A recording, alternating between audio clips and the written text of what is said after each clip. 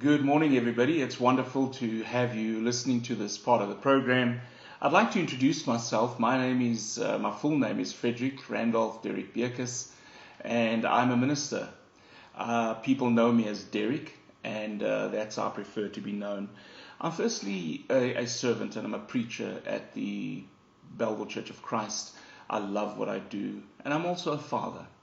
I have two children. One of my children have passed away 2 years ago in a horrific accident, but we have been blessed with two wonderful grandchildren by my daughter and her husband. In my studies, I have had a very varied career. I've been in retail since I was a young man, and then I changed and went back to university, where I studied my degrees and completed my research master's in pastoral care and counseling, which is quite a different kind of degree because I brought two huge disciplines together, theological pastoral counseling and then also obviously psychological proven practice that can enhance relationships between couples as well as families. I am also a mediator, and I work with families that are in conflict, likewise also individuals that are in conflict, and help them through those difficult times in order to be able to reach a negotiated, agreeable, and mutually consented agreement. Firstly, I want to speak with how the lockdown has impacted people that I minister to, and in no uncertain terms, it has affected everyone in a very, very adverse situation. In fact, we find that, as you would know and understand, that church services is primarily assembly driven. However, we've always held a model that church revolves around family, and so the COVID epidemic really did not affect us that much. What we have done is that with the first lockdown that occurred, obviously we went into overdrive. We thought it through. We met as a team, and what we did was we had an existent YouTube channel, and then just moved all the equipment, modernized some, and literally within a week we were up and running, live streaming from my lounge as we are speaking. What happened was, during that time there was a very interesting dynamic that took place. In other words, we then had to increase our connection with people, and in conjunction with an excellent leadership team, we then managed to achieve that. So in other words, we could function outside of the building, and that not being our central point of reference. On the other side, we also decided to keep all our folk that have got comorbidities out of the church building. In other words, where we have had people that have had heart conditions or kidney infections or cancer or any kind of blood pressures, we would then literally have them at home live streaming all the lessons that we do have. We also have managed to then move across to where we needed to have an interactive platform. We moved to Zoom, to Teams, and also WhatsApp, so that the connectivity between us would also be there. What is very sad, though, is that our congregation changed, because a lot of our children that received Sunday school training now would have had to be done differently by our teachers, because we want to keep our children educated regarding the Bible and also preparing themselves. But also there were other components that I want to just touch on very quickly. They have their own project, the children, and that is the Farm Children's Project. In other words, they would visit with farm children, they would play games with them, they would collect stationery during the year, toys, and various educational things, and would spend time with farm children, transferring it to them all in goodwill and increasing the concept of giving, which is crucial within Christianity. On a question, how did the needs of people change since lockdown? Well, it's changed dramatically. In fact, what we've discovered was that we've got a list of folk on our benevolent program, and people have really lost jobs. People have gone on to shorter time, severely hampering their ability to earn money, and also the ability to earn more money outside of the household. So in those events, what we did was we then spoke, and we then gathered the church around the building. In other words, we would have a central point where people would deposit food. From there, the parcels would be made up, and people would come to the building in certain instances where they could, to collect their food parcels, which are carefully put together according to the needs of the families. However, there are folk that are not as fortunate. For example, we've got about 50 children that are in a community very close to Durbanville, and these children, obviously not being at school, parents not working, they are hungry. And so we moved that program to where we then would feed children twice a week, and it's now up to thrice a week. In other words, they can come to have a full meal where they can eat and enjoy some time together. We also had donations of games that we could then give, and the folk in the community now became active in engaging and keeping the children busy. From another perspective, things changed for us in terms of that, especially with the second wave that came. It is alarming to note just how prevalent the idea of how many people have died this last few months. It is actually alarming to think that initially it was just a statistic, and many folk would argue that COVID was just a myth, or it was a way of creating alarm, but it is a reality. And many people that we did not know passed away in the first wave. However, the second wave is extremely tragic. In fact, we lost my brother-in-law, also another cousin of ours, who incidentally her memorial service is today, as well as an aunt, friends, and very close acquaintances, people that we knew. There were also other colleagues on a more different level. I think it's about 6 or 8 ministers and pastors that have died on the Cape Flats. And these are men and women who have literally tried their very best to serve the community. And some of them, sadly, for example, there's one event where about 180 people attended a funeral, and sadly this event turned into a super spreader. Sadly, some folk had Christmas lunches with their families, and those turned into spreaders, and many people either got severely ill, recovered, or some sadly has passed away. How we have to have done funerals has changed dramatically. For example, we no longer have any memorial services at the church building. We either have it at the memorial park, or we have it now at the actual cemetery, where we do the interment with the family, and obviously COVID compliance officers in close proximity checking that we are actually sticking to the protocols.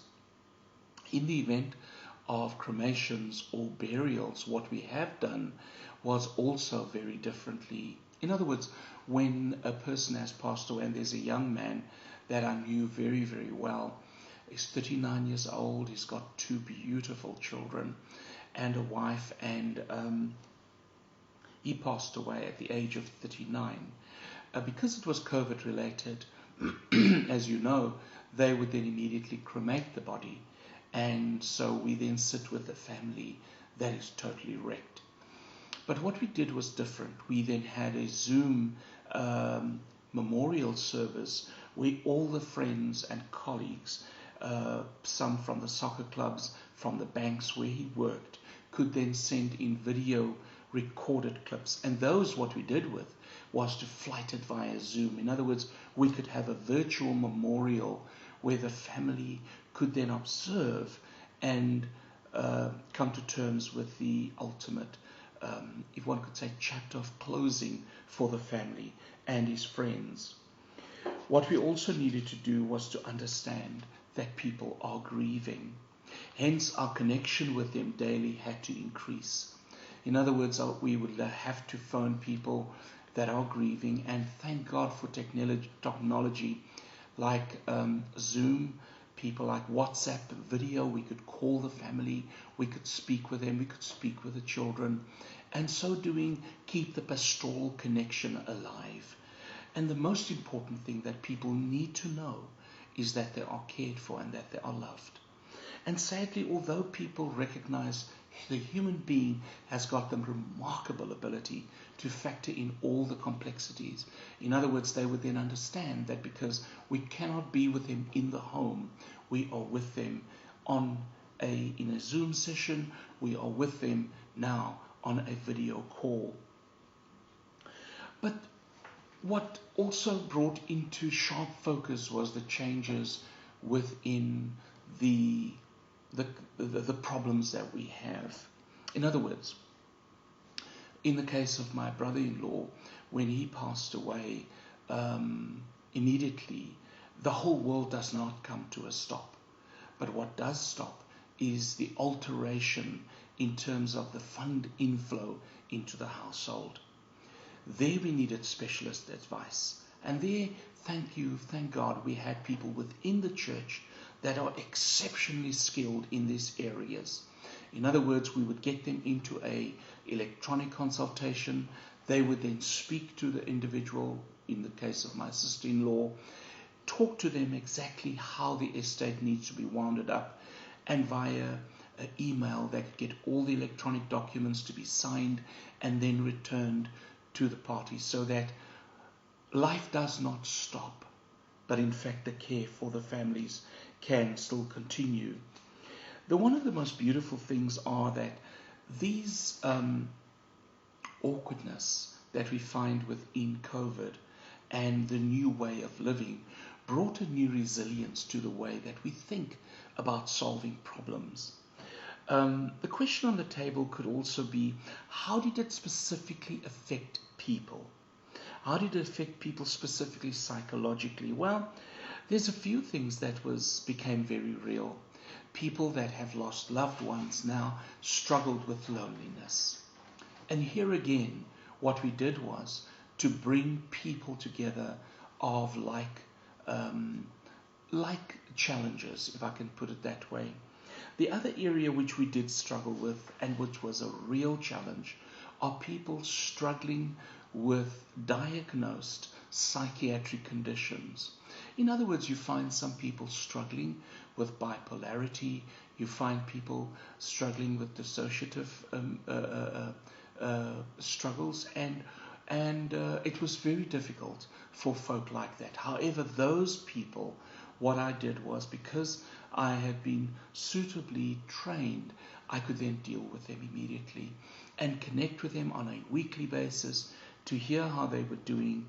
How are they doing? Are they managing to get to their doctors, to get the meds? How are they having at least a telephonic consultation with a psychiatrist or even a psychologist if that is needed? And here the key is that pastoral care and counseling is one of those that takes into consideration the whole person, that the challenges they are facing are so multidisciplined, and one needs to recognize your own limitations as a pastoral care person, is to understand that they need specialist care like medication. They need specialist care when it comes to dealing with multiple personality disorders and various other areas which just needs to be dealt with in a psychological narrative fashion. When we speak about families going through loneliness, this has been a very tough one to navigate. In other words, there were people, and there are people, who have lost loved ones, husband, children have lost their fathers, where parents have lost their children. And the isolation brings into sharp reality the absence of that individual. No more can you look forward to the car pulling in the driveway or the phone call from the child, but now the reality of being alone without the person becomes a real challenge to deal with. Here we have obviously encouraged the families to get involved. And it's very important for us to note that what has also occurred is that because of COVID taking out, one could almost say, indiscriminately people out of families, it has left families seriously hamstrung. In other words, families then are incomplete. And here we find the value of our older folk coming in, stepping into this holy space and vacuum to fill an augmentary role, not fulfilling the role of the absent person, but augmenting the person that now no longer is there.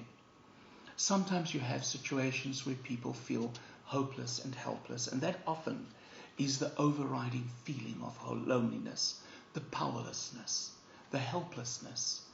In fact, the greatest helplessness was expressed by a wonderful person, was that I could not breathe for them.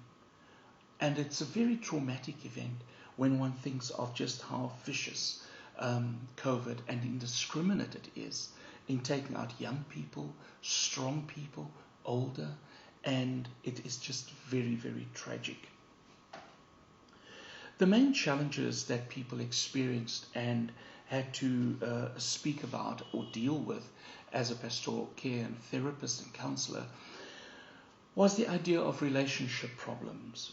You see, moving out of the house and not being in isolation, one can temporarily fill that vacuum and need with other activities like sport, going to the gym, visiting with colleagues, spending time with family and friends, not having to deal with a person that potentially could be the relationship could potentially have been under stress. And here was a way of dealing with these, but as a therapist, I believed I had to reframe the idea of now I am trapped to a great opportunity of this is the greatest opportunity for me to grow as an individual. And that made this time of being alone actually a very exciting time rather than a devastatingly almost caged in experience for people. The other problems we had was people being exhausted. Those who could work outside of the household then would come home, and also with folk falling ill, increased burdens within those organizations fell on those who were well, which brought, again, like the old story, you saddle the willing horses. But then they had to come home, and they had to deal with children and their schoolwork. They now had to deal with making sure all the schoolwork is done, reports are sent back via email to the teachers, feedback on the material are dealt with adequately with the children. And also this would have put additional stress on the family. But here again is the idea that when one speaks and deals with folk is to ask the question, what are your resources?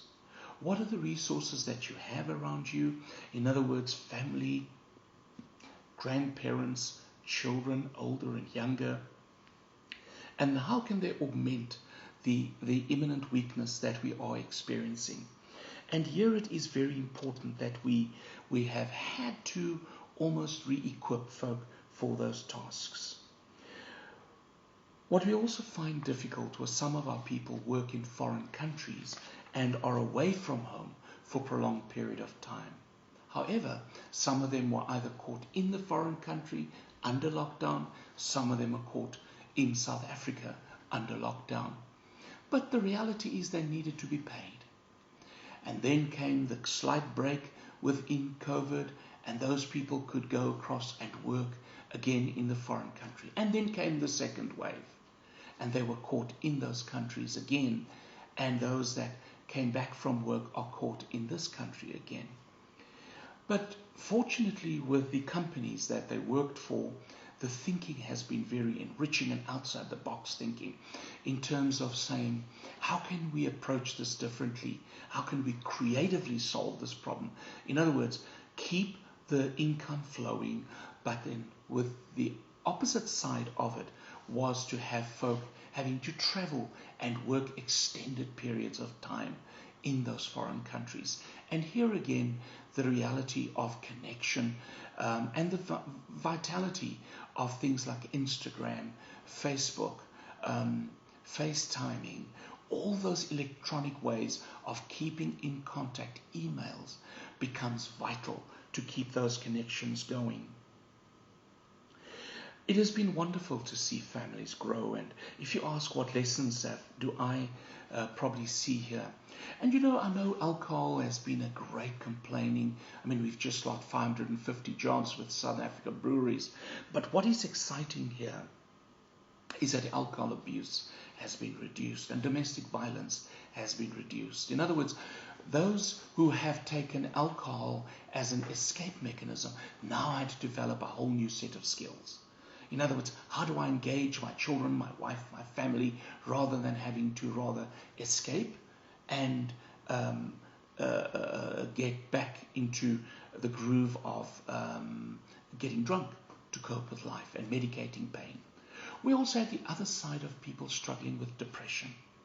And that is a real challenge. And again, it takes the idea of being creative around it. So often we would then think that as a pastoral care and counselor, and therapist, you would deal with things like read your Bible and do this and do that and pray. Now, I must tell you that those are vital parts of centering the human psyche.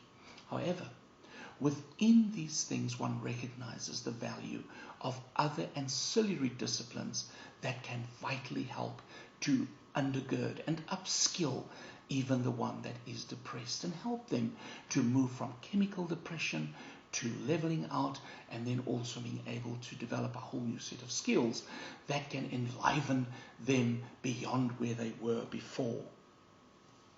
The lessons we learned is that people have grown closer. People have discovered their values as schools, creches, and all those places we send our children to take responsibility for the learning of children. Children are kept accountable within their environment now, that they are a vital part of the growing component of the family. Couples are talking more to one another. They are trying to deal with issues in a more creative way, and although the assistance is via Zoom, it is wonderful to help them deal with this kind of issues that they are struggling with and still have that kind of valuable input which they need. Some of the things that we really struggle with, we fear confrontation. But COVID and lockdown has really done the world a great favor. It's brought people closer. It helped people to find out what they have inside of them. If you ask me, what short message would I leave with South Africa now and for those that are to come? I would like to quote from Caesar. It's a wonderful quote that I love very, very dearly. He makes the comment in this way. He says, "We at the height are ready to decline. There is a tide in the affairs of men, which taken at the flood leads on to fortune. Omitted, all the voyage of their life is bound in shallows and in miseries. On such a full sea are we now afloat, and we must take the current when it serves or lose our ventures." In other words, we need to grab these moments of great challenge as the moment of great resilience, that we can view these very differently, that we could really and truly become a people that are forged like a diamond being forged out of coal. A positive attitude, as Elizabeth Edgeworth says, is not enough to save you. Where it's going every day between now and the day you die, whether in a short time from now or a long time from now, that every day you're going to actually live. And here's the key. The quality of how you live is very important. You determine that. The other guy that really strikes me is very important. Edmund Burke, a wonderful philosopher, in a letter that he addressed to his best friend Thomas Mercer. I'm just going to read one part of the quote. He made a comment and he says, "The only thing necessary for triumph of evil is for good men to do nothing." Here's the key. Whenever there is a challenge that you and I face, we need to literally sit carefully, think it through, and ask the hard question that Jesus Christ asked twice in the Bible, the one he asked to Moses. Moses came to him and said, who do I say has actually told me to do this? And Jesus says to him, the Lord says to him in Exodus 4 verse 2, what is in your hand? And he says, a rod. The second one that really struck me was Jesus Christ feeding the 5,000.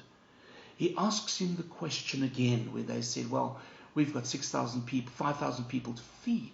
That's only the men. How are we going to do this? Jesus asked him a simple question again in Matthew chapter 17 to 18. He asks him, what have you got in your hands? They point to a young lad that has got 5 loaves of bread and 2 fish. And Jesus says, bring that here. And the reason I'm stopping with that is actually the highest.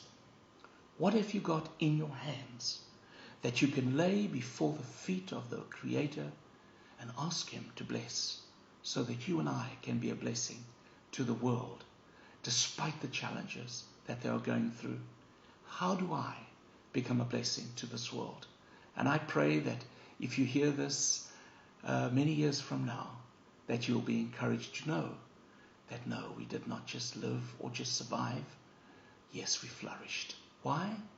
Because we did take whatever we had, place it in the hand of the Almighty, and through that He multiplied so that we can take care of those that are placed under our stewardship. May God bless you. Stay safe and look after yourselves. Amen.